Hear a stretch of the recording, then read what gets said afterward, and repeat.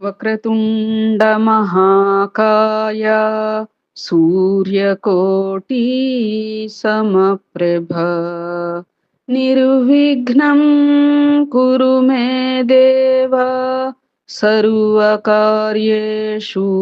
సర్వదా గురు బ్రహ్మా గురుర్విష్ణు గురుర్దేవో మహేశ్వరః గురు సాక్షాత్ పరబ్రహ్మ తస్మై శ్రీ గురవే నమః. శరదా శరదాంభోజ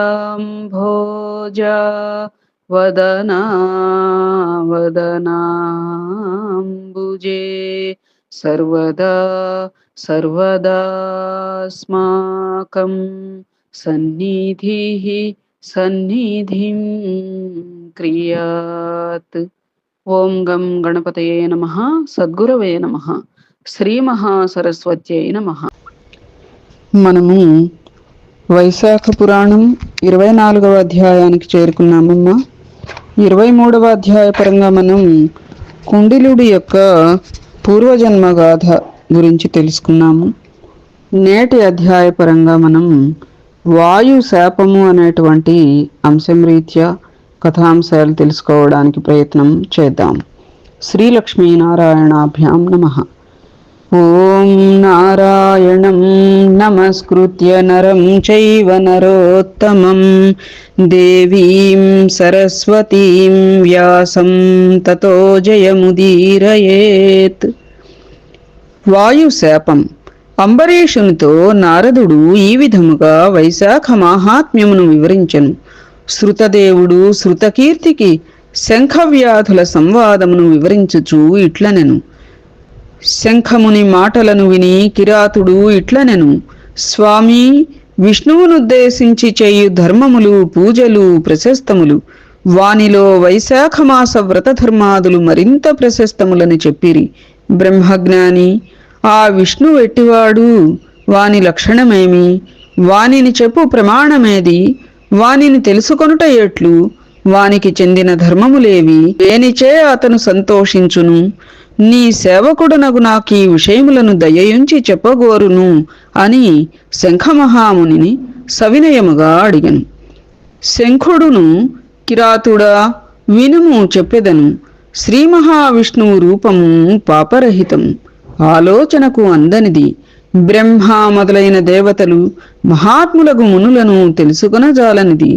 శ్రీ మహావిష్ణువు శక్తి గుణములు సర్వదా సంపూర్ణములు.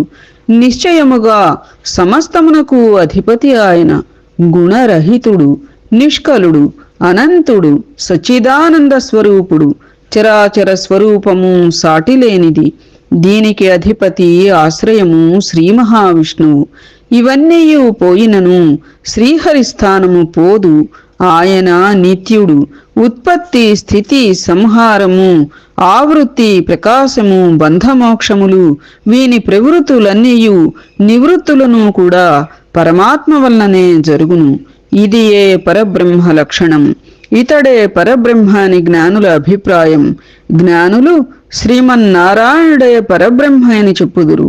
చతుర్ముఖ బ్రహ్మ మున్నగు వారిలోని బ్రహ్మపదము చతుర్ముఖాదులకు సార్థకము కాదు. పరబ్రహ్మయగు శ్రీమన్నారాయణుని అంశను భాగమును పొందిన చతుర్ముఖ బ్రహ్మాదులు పరిపూర్ణమగు పరబ్రహ్మ పదమునకు వాచ్యులెట్లగుదురు కారు.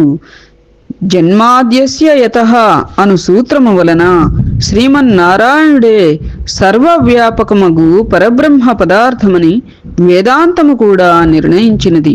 శాస్త్రములు, వేదములు, స్మృతులు, పురాణములు, ఇతిహాసములు, పంచపాత్రాది ఆగమములు, భారతము మున్నగు వాని చేతనే పరబ్రహ్మయగు శ్రీమన్నారాయణుని తెలుసుకొన వీలగును. మరి వేరు విధములచే తెలుసుకొనజాలము. కావున వేదాదుల నెరుగని వారు పరబ్రహ్మమగు శ్రీమన్నారాయణుని ఎరుగజాలరు. పరదైవము వేదవేద్యుడు సనాతనుడు అగు శ్రీహరిని ఇంద్రియాదుల చేత అనుమానాది తర్కముల చేతను తెలుసుకొన శక్యం కాదు. ఇతని అవతారములను కర్మలను తమ బుద్ధి కొలదిగా తెలుసుకొని సర్వ జీవములు ఆయన అధీన వృత్తులై ముక్తిని పొందుచున్నవి. శ్రీహరి మహిమను క్రమక్రమంగా ఎరుగవలేను. ఇతడు సర్వశక్తి సంపన్నుడు. దేవతలు, ఋషులు, పితృదేవతలు మున్నగువారు ఒక్కొక్క విధమైన శక్తినే కలిగి ఉన్నారు. బలము, జ్ఞానము, సుఖము మున్నగునవి ఉండుటచే ప్రత్యక్ష ఆగమ అనుమానాది ప్రమాణములచే సర్వ ప్రాణులలో మనుష్యుడు ఉత్తముడని ఎరుగవలెను. అట్టి మనుష్యుని కంటే జ్ఞానాదులుండుట వలన రాజు 100 రెట్లు గొప్పవాడు. అట్టి రాజు కంటే మనుష్య గంధర్వులు 100 రెట్లు గొప్పవారు. తత్వాభిమానులకు దేవతలను మనుష్య గంధర్వుల కంటే 100 రెట్లు గొప్పవారని ఎరుగుము. అట్టి దేవతల కంటే సప్తర్షులు గొప్పవారు. సప్తర్షుల కంటే అగ్ని, అగ్ని కంటే సూర్యుడు, సూర్యుని కంటే గురువు, గురువు కంటే ప్రాణం, ప్రాణం కంటే ఇంద్రుడు, మిక్కిలి గొప్పవారు బలవంతులు. ఇంద్రుని కంటే గిరిజాదేవి, ఆమె కంటే జగద్గురువగు శివుడు, శివుని కంటే మహాదేవియగు బుద్ధి, బుద్ధి కంటే మహాప్రాణము గొప్పవి. అట్టి మహాప్రాణము కంటే గొప్పది లేదు. ఆ ప్రాణమునందే సర్వము ఉన్నది. ఆ ప్రాణము నుండి ప్రాణాత్మకమగు విశ్వమన్నది పుట్టినది. సర్వము ప్రాణమునందే కూడియున్నది. ప్రాణము వల్లనే సర్వము కదలుచున్నది. నల్లని మబ్బు వలె ప్రకాశించు ఈ ప్రాణమును సర్వాధారమని పెద్దలు చెప్పుచున్నారు. లక్ష్మీ కటాక్షముచే ప్రాణం నిలిచియుండును. లక్ష్మీదేవి శ్రీమన్నారాయణుని కొద్దిపాటి దయచేతనే మరింతగా ప్రకాశించును.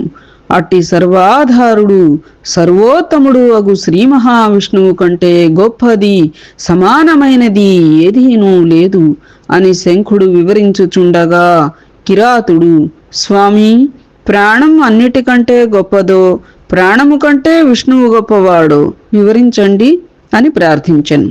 అప్పుడు శంఖుడు ఇట్లనియను, కిరాత, వినుము.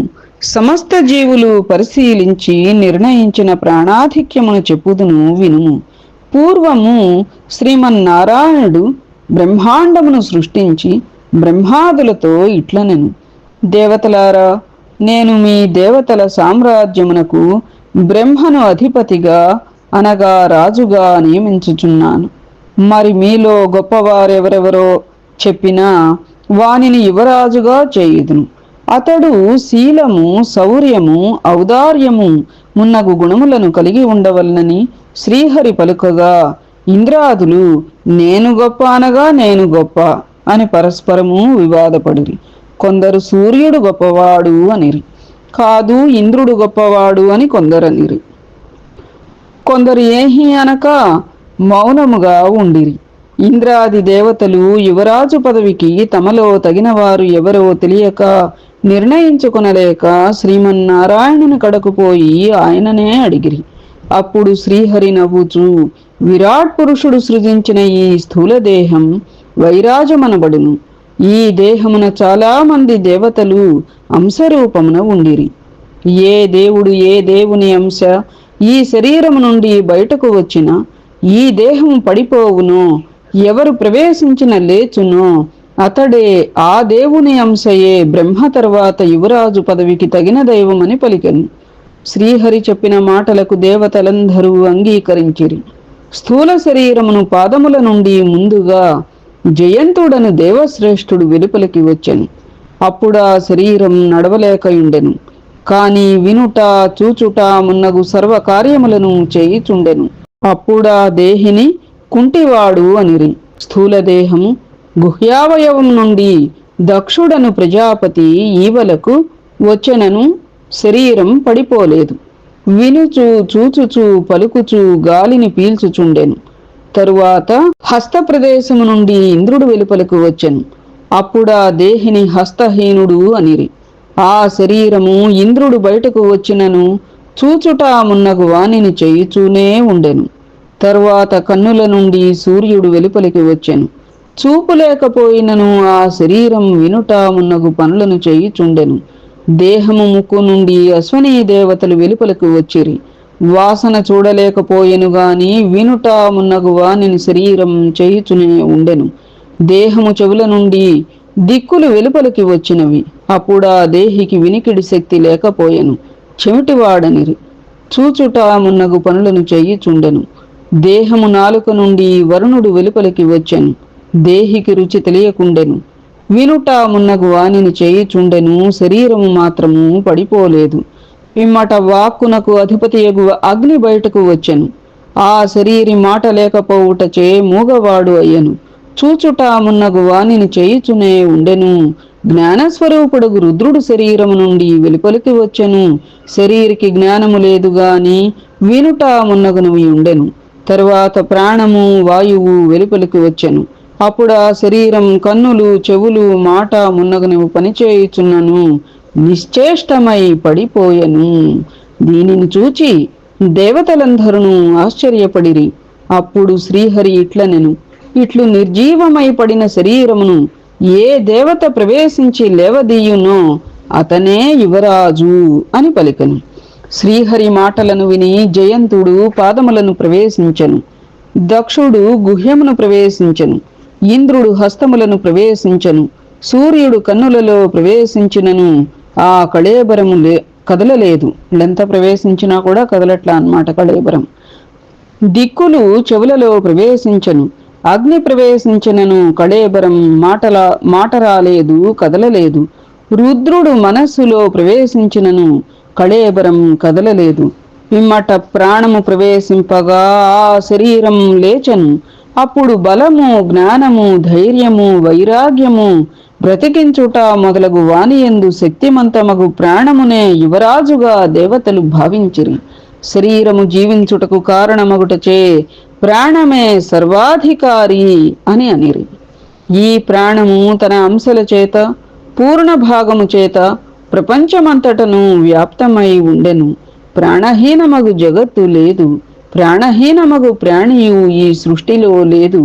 అట్టి ప్రాణహీనమునకు వృద్ధి లేదు. ప్రాణము లేనిదేదియు ఉండుటలేదు. కావున ప్రాణము సర్వజీవముల కంటే అధికం. దానిని మించిన బలాఢ్యమైనది ఏమీ లేదు.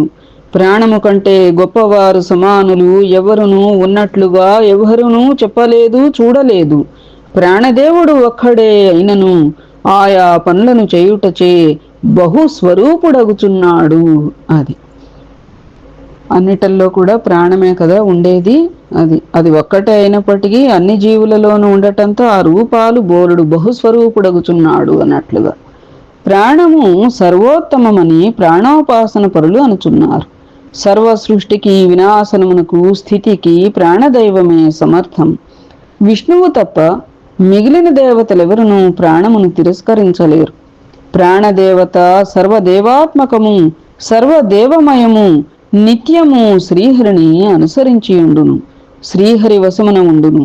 ప్రాణదైవము శ్రీహరికి వ్యతిరేకమైన దానిని వినదు, చూడదు. ఇంద్రుడు రుద్రుడు మున్నగువారు శ్రీహరికి వ్యతిరేకమును చేసిరి. ప్రాణదైవం మాత్రం శ్రీహరికెప్పుడు వ్యతిరేకమును చేయదు. కావున ప్రాణం శ్రీహరికి బలమనిరి.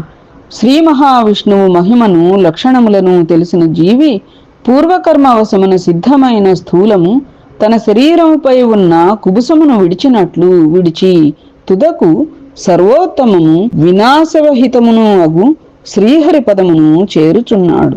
అప్పుడు శంఖమహాముని వివరించను. ఆ మాటలను విని కిరాతుడు ప్రసన్న మనస్కుడై సవినయముగా మరలా శంఖుని ఇట్లడిగను. స్వామి, బ్రహ్మజ్ఞాని మహానుభావుడు జగద్గురువు సర్వేశ్వరుడు అగు ప్రాణము యొక్క మహిమ లోకమున ఎందులకు ప్రసిద్ధము కాలేదు? దేవతలు మునులు మహాత్ములు మున్నగు వారి మహిమ లోకమున పురాణాదుల యందు వినపడుచున్నది. కాని ప్రాణమహాపురుషుని మహిమ ఎందులకు ప్రఖ్యాతము కాలేదు అని ప్రశ్నించను. అప్పుడు శంఖమహాముని ఇట్లనెను. పూర్వము ప్రాణమహాపురుషుడు సర్వోత్తముడగు శ్రీహరిని అశ్వమేధయాగములు చేసి సేవింపదలిచి గంగా తీరమునకు పోయెను.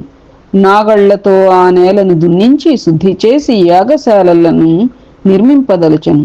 నాగళ్లచే దున్నుచుండగా పుట్టలో తపము చేసుకుని కణ్వమహామునికి నాగలి తగులుటచే తపోభంగమై కోపించెను. పుట్ట నుండి వెలుపలికి వచ్చి కోపగించి తనకు విఘ్నమును ఆచరించిన ప్రాణపురుషుని చూచి ప్రధానుడనని గర్వించిన నీవు ఇట్లు నా తపమునకు విఘ్నమును ఆచరించితివి గాన నీకు ముల్లోకముల యందును ప్రఖ్యాతి ఉండదు, భూలోకమున మరింతగా ప్రఖ్యాతి ఉండదు అని శపించాను. శ్రీహరి అవతారములు ప్రసిద్ధములగును కానీ నీవు మాత్రము ప్రసిద్ధుడవు కాలేవు అని అను. ప్రాణమహాపురుషుడు కోపించి, దోషము లేని నన్ను తప్పు చేయకుండా ఉన్నవానిని ఇట్లు శపించితివి కావున కణ్వముని నీవు గురుద్రోహివి కమ్ము అని ప్రతిశాపం ఇచ్చెను. నీ ప్రవృత్తిని అందరూ నిందింతురు అనెను. కణ్వముని శాపము వలన ప్రాణమహాపురుషుడు భూలోకమున ప్రసిద్ధుడు కాలేదు. కణ్వుని ప్రాణశాపమును అనుసరించి తన గురువు భక్షించి సూర్యునకు శిష్యుడాయను. కిరాత, నీవడిగిన వానన్నిటినీ చెప్పి తిని, ఇంకను అడగవలసినది ఉన్నచో అడుగుము అని శంఖుడు పలికెను అని శృతదేవుడు శృతకీర్తి మహారాజునకు చెప్పాను. ఈ విషయమును నారదుడు అంబరీషునకు వర్ణించెను. వైశాఖ పురాణం 24వ అధ్యాయం సంపూర్ణం. ఇది శ్రీ స్కాంద పురాణాంతర్గత వైష్ణవఖండే వైశాఖ పురాణే 24వ అధ్యాయం సంపూర్ణం. ఏతత్ ఫలం సర్వం సద్గురుచరణారవిందార్పణమస్తు. సద్గురవే నమః. శ్రీమాత్రే నమః. శ్రీలక్ష్మీనారాయణాభ్యాం నమః.